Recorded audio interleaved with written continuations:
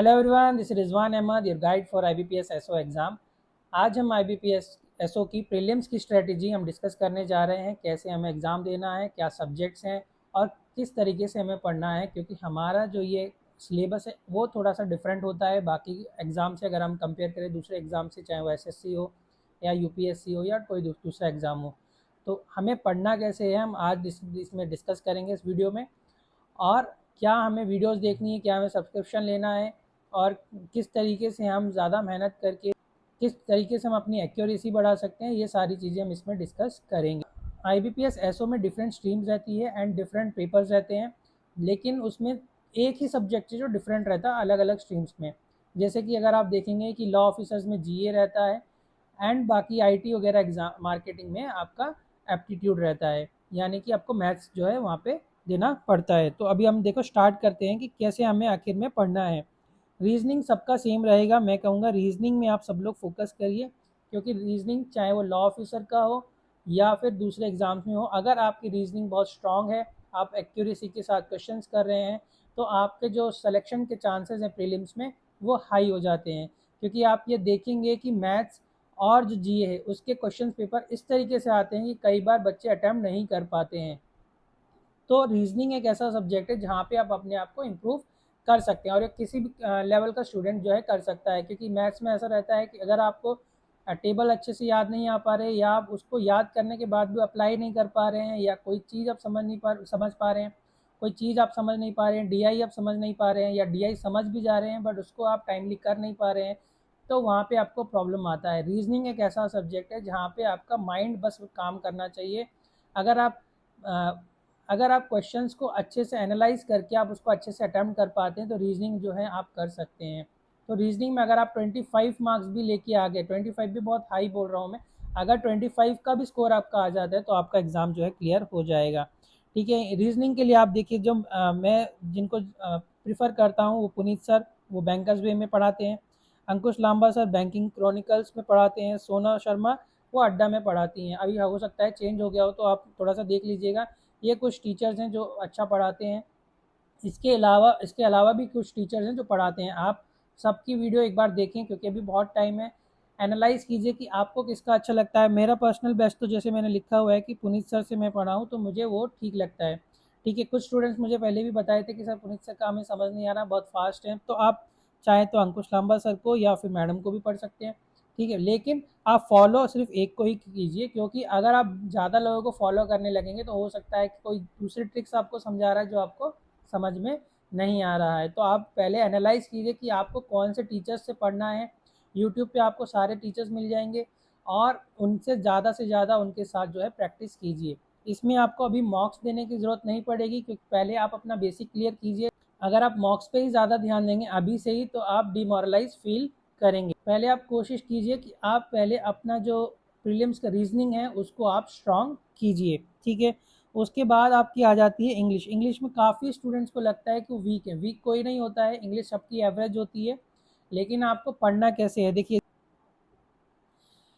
आप मॉर्निंग में हिंदू न्यूज़पेपर पढ़ लीजिए या फिर आप इंडियन एक्सप्रेस पढ़ लीजिए। ये दो एग्ज़ाम मतलब न्यूज़पेपर है जो एग्ज़ाम में इनसे रिलेटेड आपको देखने के लिए भी मिलेगा कि कुछ टॉपिक्स इसमें से छोटे छोटे से लिए गए हैं, तो आपको ना ये पढ़ना चाहिए। और साथ में इसमें आपका क्या होगा, आपका GA भी जो है कवर हो जाएगा। जिस स्ट्रीम में GA आता है उनकी बात कर रहा हूँ। अब पढ़ना कैसे, आप निमिषा बंसल मैडम की बुक्स ले सकते हैं। कौन कौन सी बुक्स है, 120 रूल्स ऑफ ग्रामर है, ये आपको मिल जाएगी, फ्लिपकार्ट पे अवेलेबल रहती है। वो कैप प्रोडिजी ले सकते हैं या फिर आप वर्ड पावर की ये बुक ले सकते हैं। ठीक है, इसमें क्या है कि ये जो बुक्स हैं ये आपको वो कैब इंक्रीज करने में हेल्प करेगा। कई बार ऐसे क्वेश्चन आते हैं जहाँ पे आपको वो कैब की ज़रूरत पड़ती है, तो आप यहाँ से आप वो कैब अपनी इम्प्रूव कर सकते हैं। और वो कैब पढ़ने का मतलब ये नहीं है कि सिर्फ आप पढ़ के उसको छोड़ देना, आप एनालाइज कीजिए उसको कहाँ यूज़ कर सकते हैं। अपने सेंटेंस आप बनाइए, मन में बनाइए, मिरर में खड़े होकर बनाइए और उसमें यूज़ कीजिए। उस तरीके से आपको क्या है, वो कैब जो है याद हो जाएगी। आपके जो डेली डेली वर्ड्स होते हैं जहाँ पे आप डेली एक ही वर्ड्स यूज़ कर सकते हैं, तो आप वो जो है उसको रिप्लेस करके उस वर्ड्स को आप यूज़ कीजिए। ठीक है, आप इनके 120 रूल्स ऑफ ग्रामर अच्छे से पढ़िए, उसको समझिए। और ये आपको रट्टा मारने की ज़रूरत नहीं, सिर्फ समझने की ज़रूरत है और उसको आप इम्प्लीमेंट करना है। अगर जैसे आप न्यूज़पेपर भी पढ़ रहे हैं तो उस न्यूज़पेपर में भी आप उसको समझेंगे कि ये जो ग्रामर यहाँ एप्लीकेबल हो रही है, कौन सा रूल है। उस तरीके से आपके जो धीरे धीरे चीज़ें जो हैं आपको समझ में आने लगेगी। उसके साथ आप विशाल परिहार सर की बैंकर्स वे पे पढ़ाते हैं, इनके आप मॉक्स कीजिए और साथ में आप डेली मॉक्स कीजिए। डेली मॉक्स आप कहाँ से कर सकते हैं, जैसे कि अड्डा से कर सकते हैं, ऑलिव बोर्ड से कर सकते हैं आप, ठीक है, प्रैक्टिस मॉक से कर सकते हैं आप, और स्मार्ट कीड़ा से कर सकते हैं। ये कुछ ऐप्स हैं जहाँ से आप कर सकते हैं। टेक्स्ट बुक से भी कर सकते हैं, टेक्स्ट बुक भी एक अच्छी ऐप है जहाँ से आप ये सारे क्वेश्चंस कर सकते हैं। और टेक्स्ट बुक और अड्डा के चाहें तो आप जो छोटा सा सब्सक्रिप्शन पैक आता है वो भी ले सकते हैं। टेक्स्ट बुक का तो आप ले ही लीजिए, जिससे कि आप इंग्लिश वहाँ से डेली डेली प्रैक्टिस करते रहेंगे। और एनालाइज भी करना है, ये नहीं कि आपने क्वेश्चन किया 10 उसमें से 10 में से आपके 4 आ रहे हैं, डिमोरलाइज हो गया, छोड़ दिया। आपने उसको पकड़ना है कि भाई ये क्वेश्चन में ऐसा है क्या जो मुझे समझ में नहीं आया, क्योंकि कई बार क्या होता है आपके क्वेश्चन जो है सिमिलर आपको देखने को मिलेंगे। उसके बाद यहाँ पे मैंने अभी सिर्फ जीए लिखा हुआ है, लेकिन कॉन्ट्स अगर किसी का है तो कॉन्ट्स के लिए आप स्टडीफाइड चैनल है, वहाँ से आप पढ़ सकते हैं, ठीक है। आप चाहें तो अरुण सर की क्लास ले सकते हैं, अरुण सर भी बहुत अच्छा पढ़ाते हैं मैथ्स के लिए, ठीक है। या फिर आप नवनीत सर की भी क्लास आप ले सकते हैं, ठीक है। और अड्डा पे भी टीचर्स हैं, अड्डा पे भी आप देख सकते हैं। आप एनालाइज कीजिए आपको किसकी अच्छी लगती है। सबका पर्सनल बेस्ट तो स्टडीफाइड रहता है या फिर अरुण सर की क्लासेस रहती हैं, तो आप इनमें से किसी को भी आप ले सकते हैं। इनकी बुक्स भी आती हैं, बुक्स लेना चाहें बुक्स लेके आप प्रैक्टिस कर सकते हैं। और साथ में आप अपने आप को एनालाइज कीजिए कि आप कैसे इंप्रूव कर सकते हैं। जो शॉर्ट ट्रिक्स हैं वो शॉर्ट ट्रिक्स आप सीखिए, कैलकुलेशन की ट्रिक्स सीखिए, ठीक है ना। कौन से क्वेश्चंस आपको स्किप करने हैं, कौन से आपको करने हैं, उस पर भी आप ध्यान दीजिए, ठीक है। क्योंकि आपको क्वांट्स में ऐसे ही आपको मिलेंगे जहाँ पे आपको एनालाइज करना है कि मुझे ये क्वेश्चन करना है। रीजनिंग और क्वांट्स में ये ऐसे चीज़ें हैं जहाँ पे आपको ये पता होना चाहिए आपको क्वेश्चन क्या करना है। जिनके में जीए मैं अब बोलूँगा कि आप अभिजीत सर को पढ़ सकते हैं, या फिर आप और भी कोई टीचर्स हैं उनको भी फॉलो कर सकते हैं। मैंने अभिजीत सर को किया था। आप इसके साथ में जैसे अड्डा में जो सर पढ़ा रहे हैं आप उनकी क्लासेस ले सकते हैं। ऐसा कुछ नहीं है कि मतलब आपको यही पढ़ना है, आप उनको पढ़ सकते हैं, सुष्मिता मैडम को पढ़ सकते हैं, या काटपाल सर को भी आप पढ़ सकते हैं, ठीक है ना। तो ये सारे आपके जीए के जो टीचर्स हैं आप इनमें से किसी एक को भी फॉलो कीजिए और उन्हीं के मॉक्स भी दीजिए। साथ साथ में डिफरेंट डिफरेंट टीचर्स जो आपको पता लगते हैं उनके साथ भी आप मॉक दीजिए। उससे क्या होगा, आपको अगर मान लीजिए एक चैनल पे आपको 10 क्वेश्चन मिलते हैं, तो मॉक के टाइम पे आपको हो सकता है वहाँ पे 2 क्वेश्चन मिल जाए, या हो सकता है आपको न्यू क्वेश्चन मिल जाए, तो आपको थोड़ा सा जो याद करने में वो ईजी हो जाएगा, ठीक है। आप इसमें आप मॉक दे सकते हैं, डेली मॉक्स दीजिए। आप जब आपने एग्ज़ाम मतलब जब आपने पीडीएफ पढ़ा, पीडीएफ पढ़ने के बाद आप मॉक्स दे सकते हैं, अड्डा पे दे सकते हैं, टेक्स्ट बुक पे दे सकते हैं, प्रैक्टिस मॉक पे दे सकते हैं।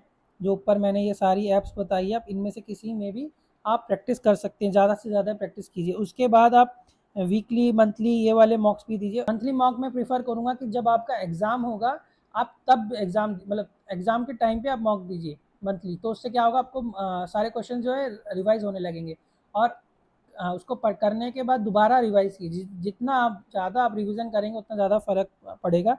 अगर पॉसिबल है तो पीआईबी रिपोर्ट भी अगर कहीं से आपको शॉर्ट में मिलती है आप वो पढ़ लीजिए। आरबीआई की पॉलिसीज़ पढ़ लीजिए, गवर्नमेंट की कोई पॉलिसीज़ है तो वो पढ़ लीजिए। अभी क्या है, इसमें से क्वेश्चंस आ रहे हैं स्टैटिक। अब स्टैटिक से तो क्वेश्चन वैसे नहीं मिलते हैं, लेकिन जो करंट में आप पढ़ रहे हैं हो सकता है उससे रिलेटेड आपको स्टैटिक में क्वेश्चंस मिल जाए। मुश्किल से आज पहले आ रहे थे, अभी स्टैटिक फिर से बंद हो गए हैं। हो सकता है आपके टाइम पे फिर से स्टैटिक मिल जाए, तो आप ये नहीं कह सकते कि स्टैटिक नहीं आ रहे तो मैं स्टैटिक छोड़ देता हूँ। स्टैटिक आपको छोड़ना नहीं है, स्टैटिक भी आपको करना है। पास्ट चीज़ें भी करनी है उसके बारे में। जैसे मान लो किसी ऑर्गेनाइजेशन के बारे में आप पढ़ रहे हैं करंट में, तो उसके पास्ट के बारे में पढ़िए, उसके एमडी सीईओ के बारे में पढ़िए, इस्टेब्लिशमेंट डेट पढ़िए या उसका क्या मोटो है वो पढ़िए, ठीक है, कहाँ पे इस्टेब्लिश हुआ है, ये सारी चीज़ें आपको आनी चाहिए, ठीक है ना। और मैं कहूँगा अगर जीए के मामले में सबसे बेस्ट है तो वो है प्रैक्टिस मॉक। इवन क्वांट्स के लिए भी कहूँगा प्रैक्टिस मॉक अच्छा ऐप है। तो आप अगर आपने मॉक्स आप देते हैं तो आप प्रैक्टिस मॉक से यूज़ कीजिए। रीजनिंग में अभी आपको तुरंत मॉक्स देने की ज़रूरत नहीं है। क्वांट्स और जीए में आपको मॉक्स देने की ज़रूरत है, जहाँ पे आपको एनालाइज करना है खुद को कि आप कितनी स्पीड से कर रहे हैं। रीजनिंग में क्या क्यों नहीं करना है, क्योंकि रीजनिंग में अगर आपके कॉन्सेप्ट क्लियर नहीं होंगे तो आपको जो है अब मोटिवेशन नहीं आएगा। तो पहले आप कॉन्सेप्ट क्लियर कीजिए, 1-2 महीना आप रीजनिंग कीजिए, किसी टीचर को पहले आप कुछ वीक्स फॉलो कीजिए। जब आपको लगता है कि ये टीचर मुझे सही लग रहा है, आप उसको फॉलो कीजिए, उसके साथ मॉक्स दीजिए और उसको आप इम्प्रूव कीजिए, टाइमर लेके भी बैठिए। जैसे वो पढ़ाते हैं उसके बाद आप उनका पीडीएफ लेके फिर से दोबारा प्रैक्टिस करिए। पीडीएफ नहीं है आपके पास तो वही वीडियो आप 1.5 पे करके आप देख सकते हैं। ठीक है, ये सारी मैंने ऐप्स लिखी है जहाँ से आप एग्ज़ाम दे सकते हैं। अब आ जाते हैं IBPS एसओ लॉग ऑफिसर्स के बाद। इसमें क्या है, आप मेंस का भी साथ साथ पढ़ते रहिए। लिस्ट में आपको प्रोवाइड करा दूंगा कौन से एक्ट्स आपको पढ़ने हैं। आप बेयर एक्ट्स को अभी से ही पढ़ना स्टार्ट कर दीजिए। मेजर पॉइंट्स जो है वो लिख लीजिए। एंड उसके अलावा आपको कुछ भी करने की ज़रूरत नहीं है। एंड मैं कोशिश करूँगा कि इस बार थोड़े से मॉक्स भी आपको प्रोवाइड कर दिए जाएँ, जिससे कि आपको थोड़ा सा ये पता लग जाएगा कि एग्ज़ाम आखिर में मेंस का आता कैसे है और कैसे उसमें तैयारी करनी है। तो ठीक है, ये था हमारे प्रीलिम्स की स्ट्रैटेजी कि आखिर हमको प्रीलिम्स पढ़ना कैसे है।